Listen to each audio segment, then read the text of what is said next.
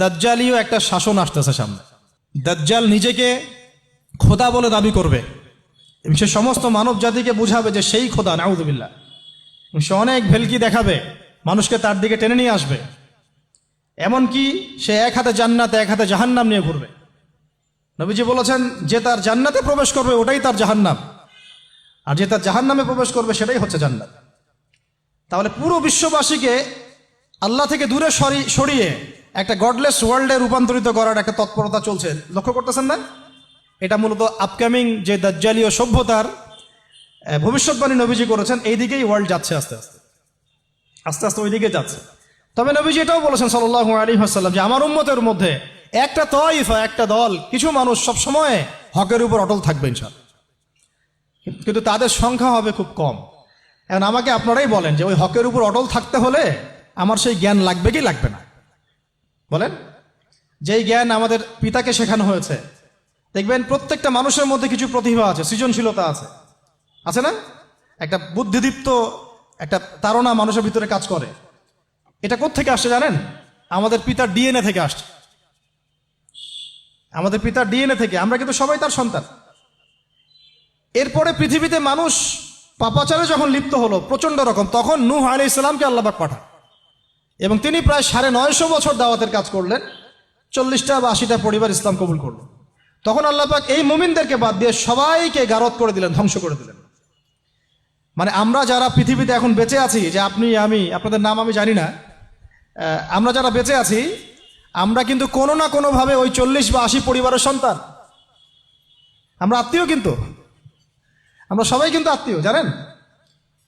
40টা বা 80টা পরিবার বাদ দিয়ে বাকি সব মানুষকে আল্লাহ পাক ধ্বংস করে দিয়েছিলেন নূহ আলাইহিস সালামের মহাপ্লাবনে। ঘটনা জানেন না? 40 বা 80টা পরিবারকে বাদ দিয়ে বাকি সবাইকে আল্লাহ পাক ধ্বংস করেছেন ওই মহাপ্লাবনে। তাহলে এখন এই বিশ্বে যত মানুষ আছে তারা কয়টা পরিবারের সন্তান? ওই 40-80। আমরা কোনো না কোনোভাবে একে অপরের আত্মীয় হই, মুসলিম অমুসলিম সবাই, মুসলিম অমুসলিম সবাই। আমরা যে অসাম্প্রদায়িকতার কথা বলি না, এই শব্দটাকে ভালো অর্থে নেওয়া যায়। কি অর্থে? অন্যান্য ধর্মাবলম্বী মানুষ যারা, তারা তাদের ধর্ম স্বাধীনভাবে পালন করবে, কোনো সমস্যা নেই, আমরা তাদের এই কাজে বাধা দিতে যাব না। একইভাবে আমরা আমাদের ধর্ম স্বাধীনভাবে পালন করব, তারা এখানে কোনো বাধা দিতে পারবে না। সিম্পল। তারা তাদের উৎসব তাদের মতো পালন করবে, আমরা আমাদের উৎসব আমাদের মতো পালন করব। না আমি মূর্তি পাহারা দিতে যাব, আর না আমি মূর্তি ভাঙতে যাব। সিম্পল। আমি পাহারাও দিতে যাব না, ভাঙতেও যাব না। সিম্পল। আমরা কি কুরবানিতে তাদেরকে বলতে পারবো ভাই আসেন আমার বাসায় দাওয়াত খান? এটা হয় কখনো? লাকুম দীনুকুম ওয়ালিয়া দিন, আপনাদের দিন আপনাদের, আমাদের দিন আমার। সিম্পল। এই অর্থে ঠিক আছে, কিন্তু সব ধর্ম মিলে যে নতুন ধর্ম বানানোর চেষ্টা করা হচ্ছে বাংলাদেশে, এটা ঠিক নাই। এটা শুভঙ্করের ফাঁকি।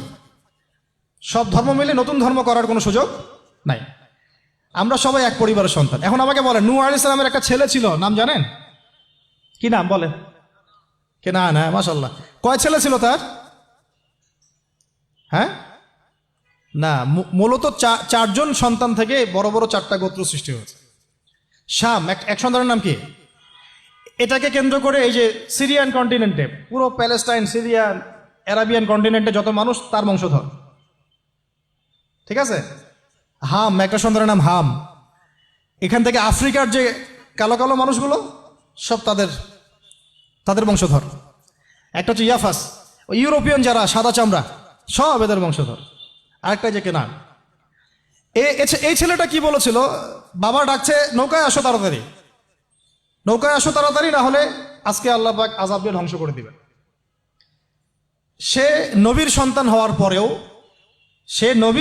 হওয়ার পরেও আল্লাহ প্রদত্ত ওহির জ্ঞানকে মূল্যায়ন না করার কারণে ধ্বংস হয়ে গেল। আর ওই 40টা বা 80টা পরিবার নাজাত পেল কিভাবে? আল্লাহর পক্ষ থেকে নাজিলকৃত ওহির জ্ঞানকে প্রাধান্য দিয়ে আনুগত্য করে। তাহলে কোন জ্ঞানকে আমরা প্রাধান্য দিব ভাই? আমি বলছি না যে আমরা দুনিয়াবী জ্ঞানগুলোকে শিখবো না, ওই প্রসঙ্গে আমি একটু পরে আসছি, যে আমরা শিখবো এবং কিভাবে শিখবো, কতটুকু শিখবো। আগে এই অংশটুকু শেষ করি। ঠিক একইভাবে আপনারা কি আদ জাতির নাম জানেন? আদ, সামুদ। ওই যে সৌদি আরব এখন যেখানে লাইন বানাচ্ছে, লাইন প্রজেক্ট, ওই আলোলা বলে, আলোলা লাইন প্রজেক্ট বানাচ্ছে, দেখবেন অনলাইনে। ওই জায়গা দিয়ে নবী সাল্লাল্লাহু আলাইহি ওয়াসাল্লাম তাবুক যুদ্ধের সময় গিয়েছিলেন। যাওয়ার সময় তিনি বলেছিলেন, তোমরা মাথা নিচু করে কান্নাকাটি করতে করতে এখান থেকে অতিক্রম করো। সাহাবীরা মাথার উপর কাপড় দিয়ে কান্নাকাটি করতে করতে জায়গাটা পার করেছেন, কারণ ওই জায়গায় সামুদ জাতি ছিল যাদেরকে ধ্বংস করা হয়েছে। তো ওটা হচ্ছে এখন পর্যটন স্পট। সুবহানাল্লাহ। তো আদ এবং সামুদ জাতিকেও আল্লাহ পাক ধ্বংস করলেন, কিন্তু তাদেরকে করেন নাই যারা ওহির জ্ঞানকে প্রাধান্য দিয়েছিল। ইব্রাহিম আলাইহিস সালাম কোন জ্ঞানের বদৌলতে আল্লাহকে চিনলেন? মানব রচিত জ্ঞান নাকি আল্লাহর পক্ষ থেকে নাজিলকৃত জ্ঞান? বলেন। মূসা আলাইহিস সালাম কোন জ্ঞানের বদৌলতে ফিরআউনের মতো এই যে কি বলবো প্রতাপশালী একজন শাসকের সামনে দাঁড়িয়ে বুক ফুলিয়ে ইসলামের দাওয়াত দিলেন? কোন জ্ঞানের আলোকে? ওহির জ্ঞান। আর ওহির জ্ঞান যখন নাজিল করা হয়েছে তখন তিনি দোয়াটা পড়ছিলেন, রব্বি ইশরাহ লি সাদরি ওয়া ইয়াসসির লি আমরি ওয়াহলুল উকদাতাম মিন লিসানি ইয়াফকাহু কওলি। প্রত্যেক নবী, ইউসুফ আলাইহিস সালাম কারাগারে 12 বছর থেকেছেন। কত বছর? 12 বছর। আমাদের অনেক ভাই এরকম 5 বছর, 7 বছর, 10 বছর, 12 বছর থেকেছে, আছে। এমনও মানুষ আছে, এখন বলা যায় তাই বলি, যে ওই যে একটা শব্দ শুনেছেন আয়না ঘর, ওখানে দীর্ঘদিন ছিল, তারপরে নাই, কোথায় গেছে আল্লাহই ভালো জানে। ইউসুফ আলাইহিস সালামও এরকম কারাগারে ছিলেন। কত বছর? 12 বছর।